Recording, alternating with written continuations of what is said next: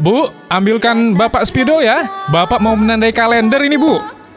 Ini nih Pak spidolnya. Bapak menandai kalender untuk apa? 4 Juli 2013. Nah, kalau sudah ditandai, pasti kita nggak akan lupa lagi, Bu. Memangnya ada apa sih Pak di tanggal 4 Juli 2013? Ibu lupa ya? Tanggal 4 Juli itu kan pemilu kada kota kita, Bu. Pemilu kada Padang Panjang. Pesta demokrasi akan digelar di Kota Padang Panjang. Jangan sampai ketinggalan. Catat tanggal pelaksanaannya 4 Juli 2013. Untuk Anda warga Kota Padang Panjang, pastikan Anda sudah mengenali calon pemimpin yang Anda pilih. Partisipasi Anda dalam pemilu kada Badun Sanak cerdas dan damai ini akan menentukan masa depan Kota Padang Panjang selanjutnya. Ingat, 4 Juli 2013. Pemilu kada Badun Sanak cerdas dan damai. Pesan ini disampaikan oleh Forum Masyarakat Peduli Sumatera Barat. Kalau kita memang mau melihat Padang Panjang ini berubah, ini saya mau tekankan lagi pertanyaan yang sama dengan bahasa yang berbeda. Silakan. Waktunya saya ingatkan 90 detik akan kita hitung dari sekarang. Kita kembali ke bidang pendidikan, Pak Prof.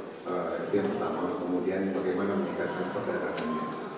Yang kedua, kemudian bagaimana meningkatkan pariwisatanya. Dari 3 hal tersebut kami sudah sampaikan dalam visi-misi kami.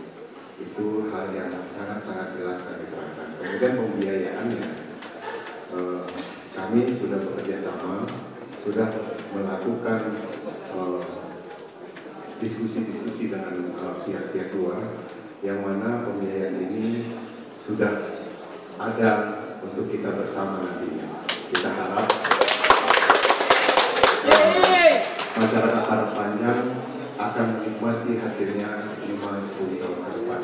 Terima kasih. Waktunya masih panjang. Cukup. Saya yang pasti-pasti saja. Saya tidak mau berjanji-janji dan ini. Baik. Terima kasih. Kita lanjutkan dengan pasangan nomor urut 4. Ya, tadi dapat nomor urutnya juga 4. Kembali kami berikan pada kesempatan pada Profesor Handi dulu untuk memberikan pertanyaan. Silakan. Ya.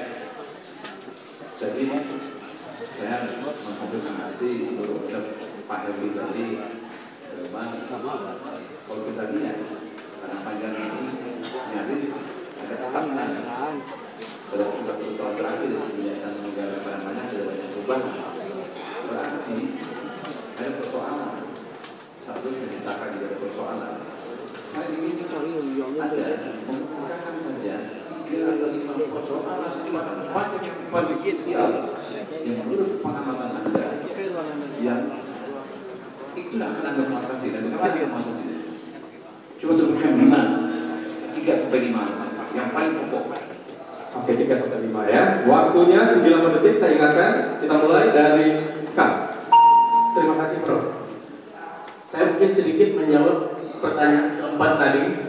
Saya kira pertanyaan sama yang 4, cuma ternyata saya beda satu. Oke, terima kasih, Prof. Kita ingin Padang Panjang ini ke depan kelihatannya modern, tapi isinya tetap tradisional. Tidak terlepas daripada Islami. Jadi kita akan membangun Kota Padang Panjang ini yang berbentuk modern, Islami, dan tetap tradisional. Untuk membangun ke depan, insya Allah kami akan memperhatikan, memperkuat keimanan, ketakwaan bagi masyarakat, memberikan pemahaman kepada masyarakat bahwa hukum itu perlu. Kemudian kita akan meningkatkan perekonomian masyarakat, yang kita akan memperhatikan masyarakat miskin. Kemudian kita akan memperhatikan dunsana awak yang sudah lansia. Di bidang pendidikan, kami mempunyai cita-cita Padang Panjang ini menjadi kiblat bagi pendidikan di Republik ini. Insya Allah kalau Tuhan mengizinkan, kami akan mengusahakan beasiswa ke luar negeri bagi nanti anak-anak kita di Padang Panjang ini. Mungkin itu. Terima kasih. Baik. Terima kasih. Dan selanjutnya kami berikan kesempatan kepada Profesor Helmi. Saya coba aja menangkap karena tidak secara eksplisit dikatakan persoalannya apa ini. Jadi dari jawaban Bapak itu paling tidak ada 3 yang betul. Satu, persoalan kemiskinan yang masih banyak, kira-kira seperti itu kan, pendidikan yang tidak maju-maju, kondisi sosial masyarakat yang masih tertinggal. Jadi ingin dimodernkan. Nah, pertanyaannya bagaimana Bapak melakukan itu, apa prioritasnya, langkahnya, dan bagaimana itu akan dibiayai? Baik, sebelum menjawab, saya himbau kepada hadirin yang ada di dalam ruangan ini untuk tetap tenang, diam, karena kita akan mendengarkan jawaban dari kandidat nomor urut 4. Silakan, waktunya 90 detik dari sekarang. Maaf Bapak panelis, sebenarnya mengenai pendidikan Padangpanjang bukan tertinggal Pak. Mungkin karena Bapak sudah meninggalkan Padangpanjang. Di sini SMA-nya Pak, SLTA nomor 2 di Sumatera Barat Pak. Jadi mungkin Bapak tidak membaca koran barangkali. Maaf Pak panelis. Jadi untuk meningkatkan masyarakat miskin kita, insya Allah kami akan meningkatkan pariwisata kita dan meningkatkan perekonomian kita melalui memperbanyak industri-industri. Tentunya industri yang sudah dirancang oleh Bapak Firsam kemarin ini. Hadirin, mungkin itu jawaban kami sesingkat-singkatnya. Terima kasih. Baik, waktunya sudah dimanfaatkan. Sekali lagi saya himbau untuk semua para pendukung kandidat untuk tetap tenang, tidak bersuara. Dan inilah nomor urut 1 dengan nomor urut 5 ya. Kami berikan kesempatan kembali kepada Profesor Andi Muluk. Ya, terima kasih. Pertanyaan yang sama Pak, bukan kandidat nomor 1.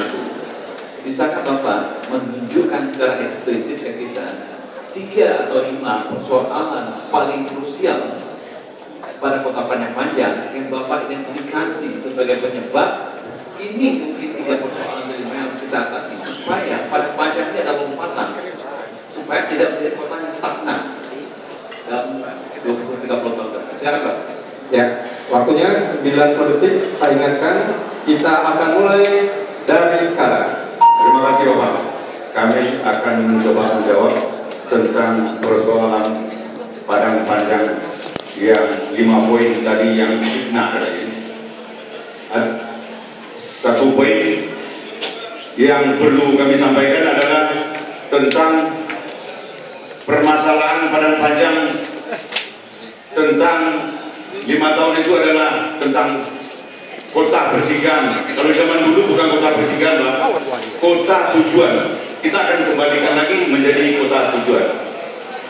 Untuk itu mungkin rekan kami akan menambah. Terima kasih. Yang pertama kami sampaikan bahwa kenapa ada masalah di Padangpanjang 30 tahun Bapak tinggalkan. Yang pertama adalah kewenangan otonomi yang sesungguhnya sudah dilimpahkan oleh pemerintah pusat ke daerah ternyata tidak termanfaatkan dengan baik dan optimal oleh pemerintahannya, sehingga kami melihat banyak keputusan-keputusan yang seharusnya segera diambil itu masih merujuk ke pusat, sehingga lambat pembangunan, lambat pelayanan, lambat fasilitasi terhadap masyarakat. Yang kedua yang kami lihat, dominasi pemerintah itu terlalu banyak di dalam perencanaan pemerintah, dalam perencanaan pembangunan sedemikian rupa, Sehingga waktunya habis, mohon maaf. Baik, selanjutnya kami berikan kesempatan kembali kepada Profesor Helmi. Baik, jadi konon katanya Bapak urut nomor 5 Wakil Bupati Kabupaten Tanah Datar. Katanya jabatan itu amanah. Kenapa Bapak tidak berani?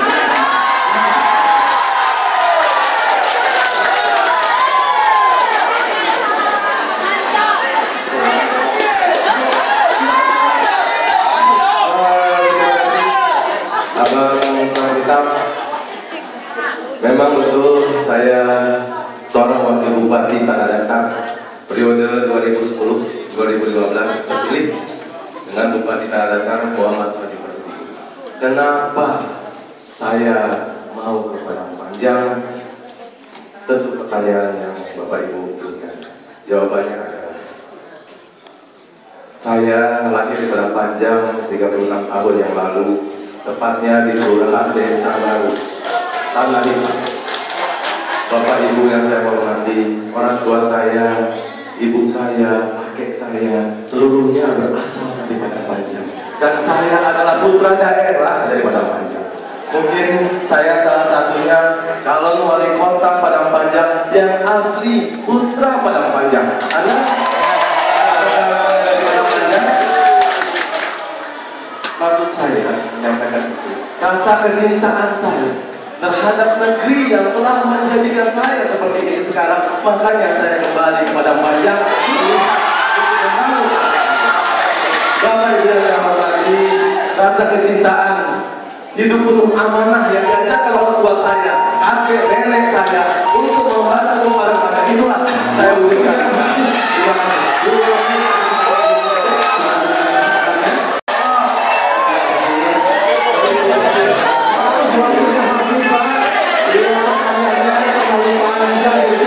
Bisa dijawab. Kami akan untuk lima pasangan calon jika pertanyaan gunakan waktu seefektif mungkin. Ya, pertanyaan singkat dan padat agar bisa dijawab.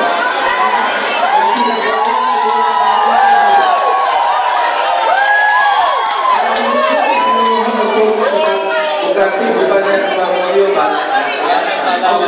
Ya. Selanjutnya kita akan berikan kesempatan pasangan nomor 3 untuk mencabut nomor berapakah yang akan memberikan pertanyaan untuk sesi ketiga ini. Semakin hangat sepertinya kita tidak malam hari ini. Nomor berapakah yang beruntung? Assalamualaikum warahmatullahi wabarakatuh.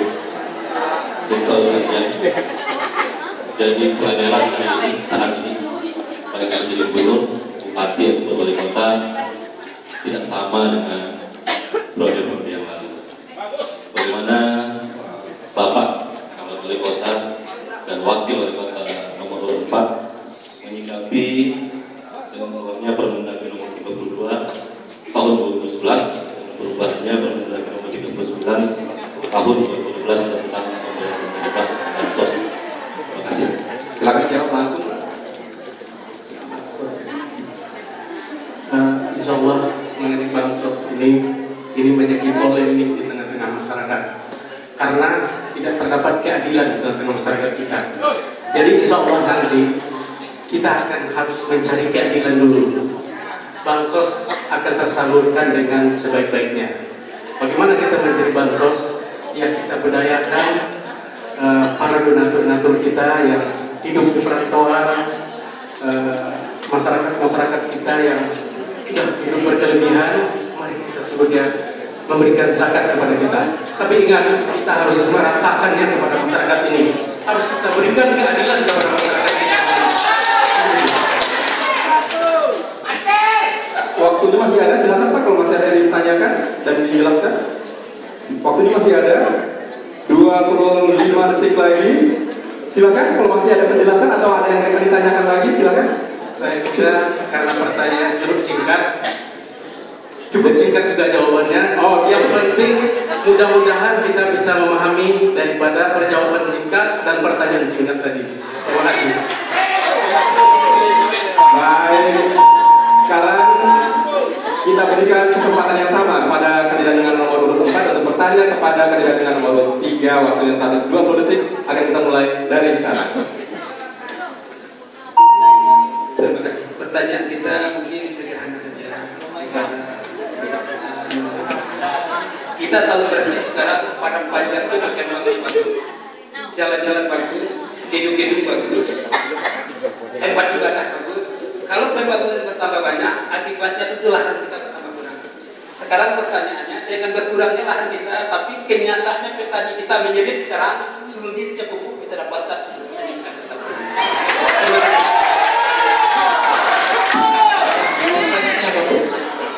pertanyaannya dengan benturan lahan seharusnya kan beredar kita di Padang Panjang itu, tapi kenyataannya dengan berkurang lahan pupuk di tengah-tengah masyarakat kita sulit. Harapan kita dengan berkurang lahan pupuk kita maksimal lebih di tengah masyarakat. Iya, pertanyaan kita dalam berdiskusi. Terima kasih. Jadi persoalan pembangunan pertanian kita memang lahan kita, tetapi sektor pertanian kita ada subsidi dari pemerintah, yaitu pupuk bersubsidi kepada petani-petani kita yang bergerak di bidang penambangan dan hortikultura. Untuk itu mekanismenya sudah ada, kandidat nomor 4 ada pengajuan dari petani, kemudian diajukan ke industri ya, sekarang ke industri, kemudian dari sana ada alokasi kepada masyarakat kita. Insya Allah kalau sekarang ini karena sudah dikawal dengan ketat, ini pembagian pupuk ke masyarakat kita sudah jelas dengan karena apa yang diusulkan petani itu yang diterima oleh petani. Jadi berkaitan dengan apa yang menjadi kekhawatiran Pak Satu ya. Maaf waktunya sudah habis. Terima kasih. Saya coba tanyakan kepada tetangga kamar saya, kira-kira hal yang sederhana, tata laksana pemerintahan yang baik menurut Bapak. Terima kasih. Terima kasih. Kalau terima kasih pertanyaannya tadi, bagaimana tata pemerintahan kita yang baik? Tata pemerintahan kita yang baik tentu kita transparansi, bersih. Artinya seluruh aktivitas pemerintah daerah harus kita melibatkan masyarakat banyak. Setiap perencanaan, setiap apa yang akan kita lakukan di Kota Padang Panjang tentu kita melibatkan seluruh masyarakat. Tidak masalahnya lagi masyarakat kita tinggalkan. Bersama-sama kita bangun Padang Panjang ini. Bersama-sama kita bangkit. Bersama-sama kita terus memaju. Bagaimana Padang Panjang ke depan jauh lebih hebat pada Padang ini. Mungkin saya sempat menambahkan, kita akan mengembangkan budaya politik yang berdemokrasi. Kita menghormati keanekaragaman aspirasi dari masyarakat. Kemudian kita jangan lupa, kita harus merangkumnya, kita harus menghormati supremasi hukum kita, memperhatikan hak asasi manusia. Terima kasih Bapak Opsi sekali Pak. Silakan. Ada yang mau ditambahkan cukup? Enggak cukup Pak, cukup. Ini pintar Pak. Baik. Waktunya sudah cukup. Menurut kandidat nomor 2, kami berikan kesempatan sekarang kepada kandidat dengan nomor 4 untuk bertanya kembali. Waktunya sama 120 detik, akan kita mulai dari sekarang. Terima kasih. Kami tertarik dengan visi dan misi saudara kami. Itu mau mendirikan masjid 100 kubah. Bagaimana caranya itu? Karena kami sangat senang sekali, tapi ingin tahu kami dari mana itu dananya itu, bagaimana caranya mewujudkan itu. Terima kasih saudara. Silakan dijawab. Terima kasih Bapak. Saya coba sampaikan tadi di pertama penyampaian visi kami yang singkat bahwa kami sudah melakukan kerjasama dengan negara-negara Timur Tengah yang mana mereka akan membiayai masjid tersebut dengan Komite Inovasi Indonesia. Mungkin Bapak Prof. Darwin dan Pak Prof. Hampir juga tahu barangkali kita sudah mengadakan komunikasi tersebut dan mereka mendukung kegiatan kita ini. Semoga Padang Panjang ke depan menjadi kota yang sangat baik. Saya berharap sehingga menjadi kota tujuan yang baik. Sekarang kita tahu bahwa Padang Panjang adalah kota perlintasan. Kota perlintasan hanya kita dapat asap, betul nggak? kemudian bagaimana kita meningkatkan kepada kota transit, dan kemudian baru melangkah kita kepada kota transit. Mudah-mudahan ini tercapai dan masyarakat ekonomi pada umumnya akan menikmati ini. Terima kasih dari sekarang. Saya untuk kandidat nomor 4. Saya yang mudah-mudahan. Salah satu yang menjadi beban yang sangat serius di banyak daerah di Indonesia adalah praktek KKN. Bagaimana KKN itu adalah korupsi.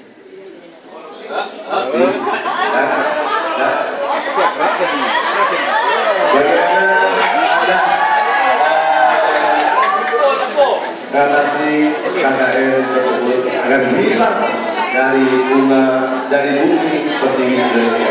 Bukan di sini, di Indonesia. Ya, silakan jawab Pak. Silakan. Terima kasih. Jawaban pertanyaannya sangat bagus sekali. Mempunyai skop nasional pertanyaan saudara kita ini. Sebenarnya untuk mengatasi KKN itu tidak mudah sebenarnya. Susah. Karena apa? Kalau skop kita ke Indonesia, kita harus memperbaiki dulu keimanan dan ketakwaan kita. Itu susah. Karena yang mengatur semuanya yang di dalam kita ini, yang mengatur semuanya itu kan setan. Jadi kalau kita kuat keimanan dan ketakwaan kita, tidak akan terjadi apa yang Bapak ragukan itu. Apakah di Padang Panjang nanti bisa melaksanakan itu? Saya rasa pasti bisa, Pak. Karena orang Padang Panjang ini kota Serambi Mekah. Keimanan dan ketakwaan warga Padang Panjang sudah tidak perlu diragukan lagi. Tapi perlu kita membinanya, meningkatkannya, dan mengayominya. Ini jawabannya sedikit. Masih ada yang tambahkan? Oke, waktunya habis. Sekarang kita berikan kesempatan kepada kandidat dengan nomor 4 untuk memberikan pertanyaan dengan waktu yang sama pada sudah berisik kepada kandidat dengan nomor 5. Waktunya kita mulai dari sekarang. Dan pertanyaan kita segera saja kandidat Jangan berat-berat. kandidat nomor 5 ya, terima kasih. Yang akan kita tanyakan adalah bagaimana caranya nanti seandainya Bapak terpilih ingin menumbuhkan semangat baru yaitu tentang ekonomi baru. Kita tahu persis Padang Panjang ke depan ini yang kita hadapkan adalah menuju kepada kota perdagangan dan jasa yang seperti Bapak sampaikan. Dengan cara-cara apa nanti Bapak akan menumbuhkan semangat ekonomi baru untuk warga kota Padang Panjang? Silakan langsung dijawab. Saya tambahin sedikit pertanyaan Pak. Oke. Mudah-mudahan Bapak hanya bukan terfokus pada Manado.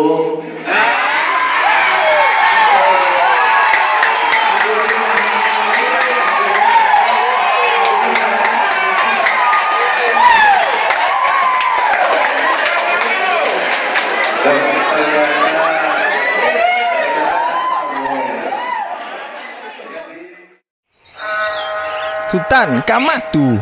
Duduklah di situ dulu sebentar. Kami sedang mau total pemilu kada kok ha. Pak Basar cuma mak rupanya. Lama otak bantuannya kuma. Iyo, pemilu kada Padang Panjang ku kada kek lah. Tanggal 4 Juli 2013 leh. Lah jalan Dek Sultan siapa yang kada dipilih ah? Alah lah nyo, ambo lah menyilau-nyilau juga Pak Basar. Jangan sampai awak salah pilih ya. Kan lah itu tuh mah. Batu atau Sultan, harus jalan siapa yang kada dipilih ah. Yang paling penting harus satu memilih ah. Jangan sampai ndak. Sesuai tu Pak Basar. Kok karena cara awak basamu koma. Pilihan awak kini kolah yang menentuan perkembangan Padang Panjang selanjutnya. Dunsana kasadonyo, pastian Dunsana ikut memilih tanggal 4 Juli 2003 balik. Pemilu kada badunsana, cerdas dan damai ale awak bersama. Tentuan pilihan Dunsana dari kini. Pilihan Dunsana yang akan membawa Padang Panjang jadi lebih baik dari sebelumnya. Makonyo jangan sampai indah ikut memilih. Pemilu kada Padang Panjang, pemilu kada badunsana, cerdas dan damai.